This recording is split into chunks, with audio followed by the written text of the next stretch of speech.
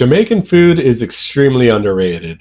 The warm spice flavor of allspice, the fruity heat of scotch bonnet peppers. These flavors work so well together, and they aren't any more apparent than they are in Jamaican beef patties. Spicy, savory beef wrapped in a flaky pastry crust flavored with turmeric. It really is the perfect handheld snack. And spicy foods go really well with IPAs, so I have the perfect beer to pair with it. In fact, one of the most hyped beers of all time. We're going to see how this pairing works after I make my Jamaican beef patties on this episode of Bacon and Brew.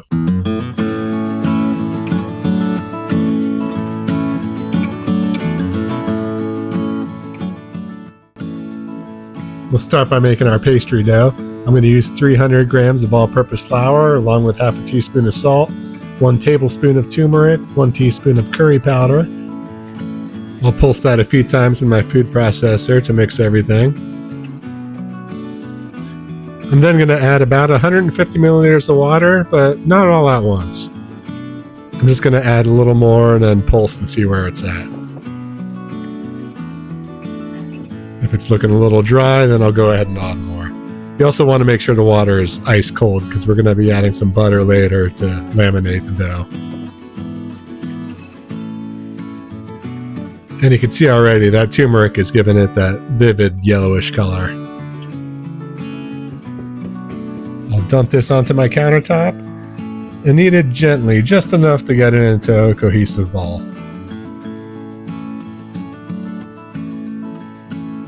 And after covering this with plastic wrap, I'll put it in my refrigerator for about 10 minutes. Now I'm going to use this attachment for my food processor to shred some frozen butter. I'm going to use about 8 ounces. You could also use the box grater, but I already have my food processor out.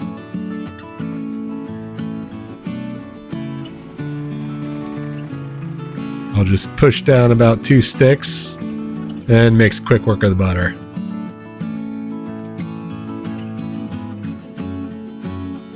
Now I'll flour my work surface and get my dough back out. I'll roll this into a long flat rectangle.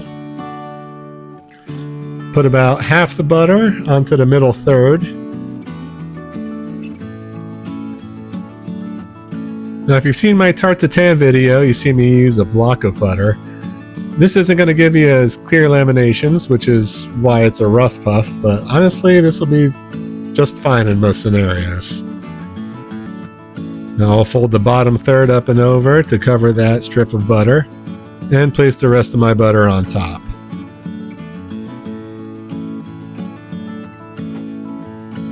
Then I'm folding the top of it over to fully encase the butter within the dough. And then roll this out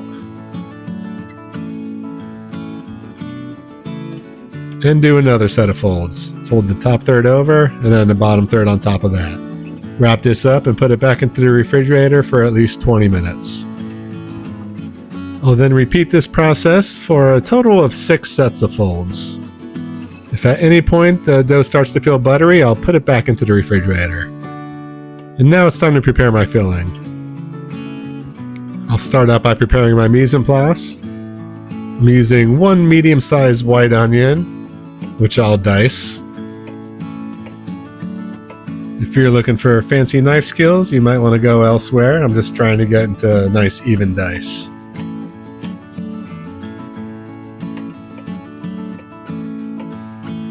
Move on to the other half. Push that aside and get out 1 spicy boy. I mentioned scotch bonnet being an authentic Jamaican pepper. Well, I couldn't find any, so I'm using habanero, which is a close cousin of the scotch bonnet. And I'm going to dice this a little finer because I don't want to get any big chunks of habanero peppers in my patties.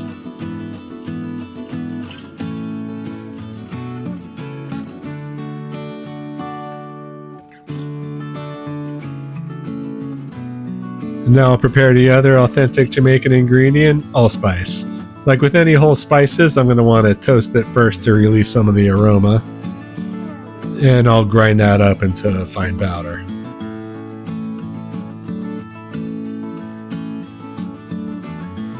I'll then use that hot pan and brown some ground beef. I'm using about 1 pound. I'll break this up, but then let it sit, not stirring too much, just to let it pick up some color. I'm also not seasoning it at this point, or adding my onions yet, because both of those would release moisture, and moisture would inhibit browning.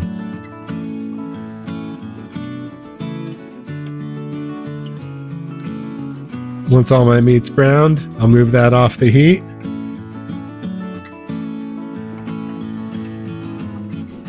I'll add a little more oil and add my onions.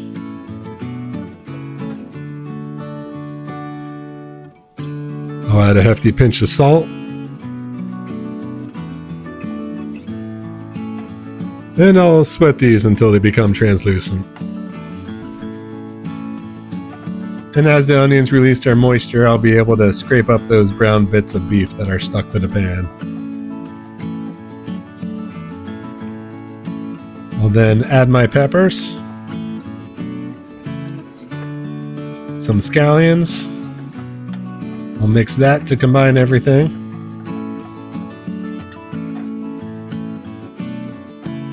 I'll also smush 2 cloves of garlic in here.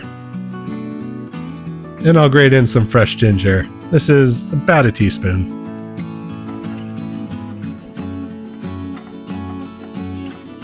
Now ready to add my ground beef back in and mix everything together.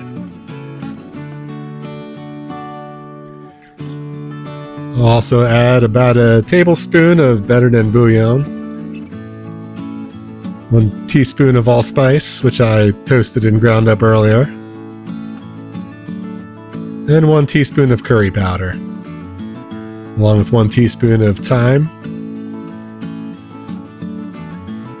I'll mix that all together, and I'll add about a half a cup of water just to thin everything out. I'm then adding about a 1/4 cup of panko breadcrumbs, which should just soak up all the liquid.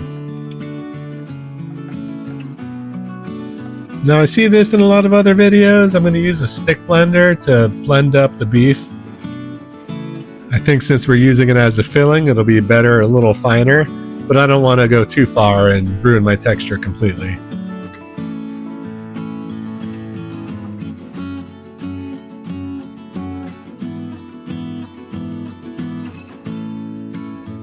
Now at this point I feel like it needs something a little more, so I'm going to add about a 1/4 cup of ketchup, or as much as I possibly can out of my limited supply. There was also a couple tablespoons of soy sauce in here, but I couldn't seem to locate that clip. And after this is thoroughly mixed, I'm going to put it aside to allow it to cool. If it's too hot, it'll just melt the butter in the pastry and you won't get it as flaky, and it'll also be very difficult to deal with. Now when I'm ready to assemble, I'll flour my work surface and get out my pastry dough. I'm going to roll this into a long strip about a 1/4 inch in depth.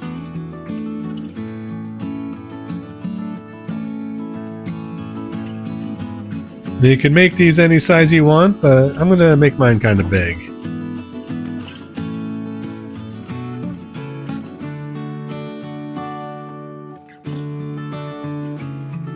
Now you could cut these into individual circles, but I'm just going to work with it all at once.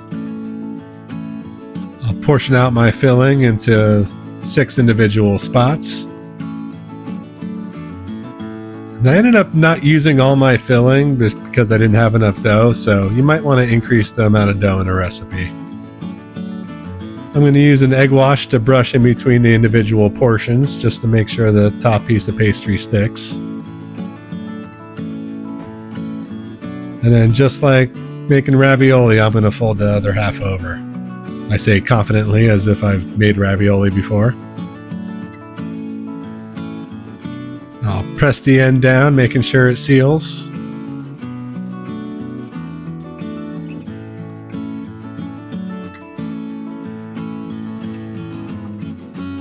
Then pressing down in between the individual portions as well.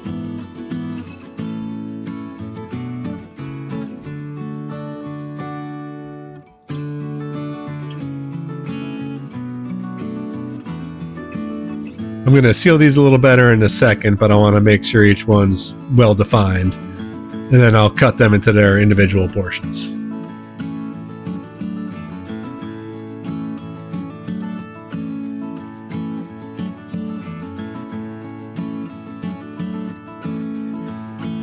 Now I'll use the tines of a fork to make sure I seal them really good. Dipping the fork in flour every now and then to make sure it doesn't stick to the dough.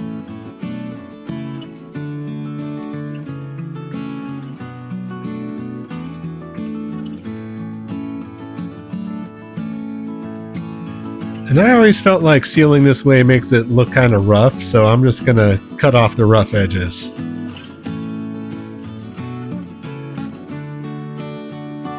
Trying to get that rounded bit along the outside, make it look a little more authentic.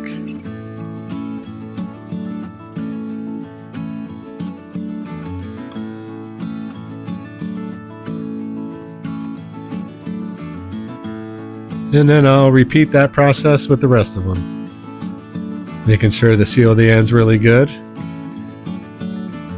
And cutting off the edges to clean them up.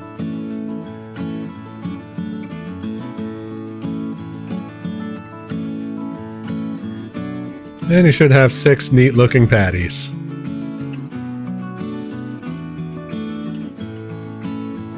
I'll brush these with an egg wash before baking to give it that nice shine.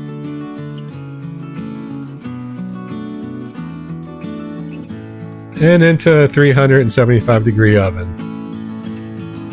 And flaming star wipe to 25 minutes later. And they have that perfect golden color and nice flaky crust. And there it is, your Jamaican patties. Spicy beef filling with a flaky turmeric crust, which I'll garnish with some more scallions.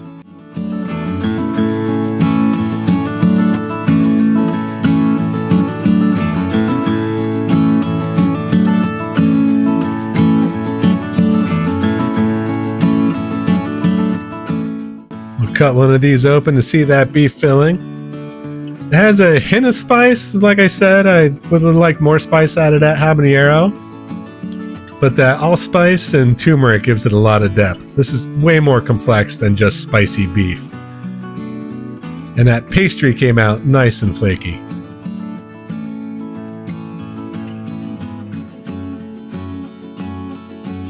Let's see how this pairs with the hops of our IPA, Heady Topper from the Alchemist. Now, hype beers come and go, but very few beers actually change the trajectory of the entire brewing industry. The only other beer I could really think of is maybe Pilsner or Quell, which was the first beer to have a bright golden color. When the Alchemist first released Heady Topper, it was pretty unique. It came out at a time when IPAs were very, very bitter. In fact, we measured how hoppy they were by the IBUs, or International Bitterness Unit. Now, in retrospect, that's a very poor way to measure beer quality because bitterness doesn't tell you anything about aroma.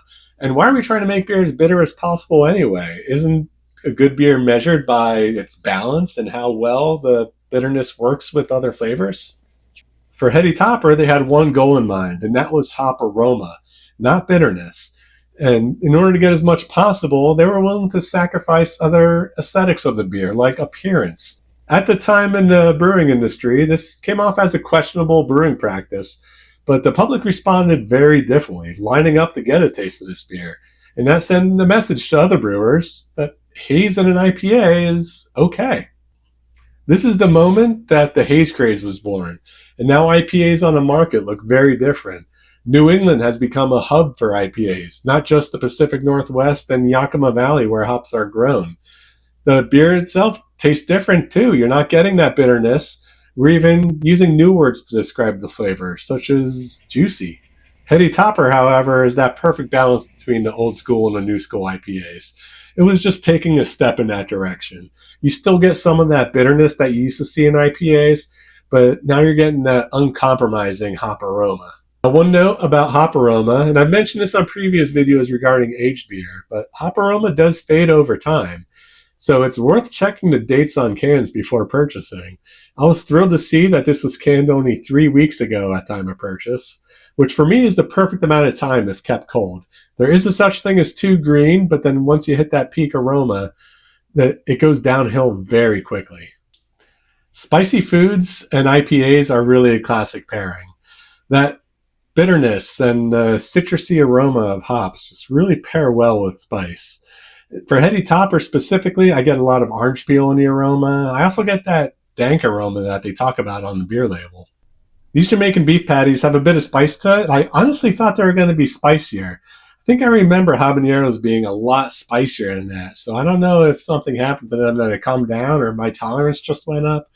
But I wish I found the scotch bonnet peppers because that would give me the authentic Jamaican flavor. Another authentic Jamaican ingredient that didn't make its way into these patties is something called browning sauce, which is a cane sugar based product, real molassesy flavor. So if you could find that, I think that'll give it some authentic Jamaican flavor as well. Thank you for watching. Don't forget to like and subscribe and join me next time when I take another classic beer and try to find a perfect bake to pair with it.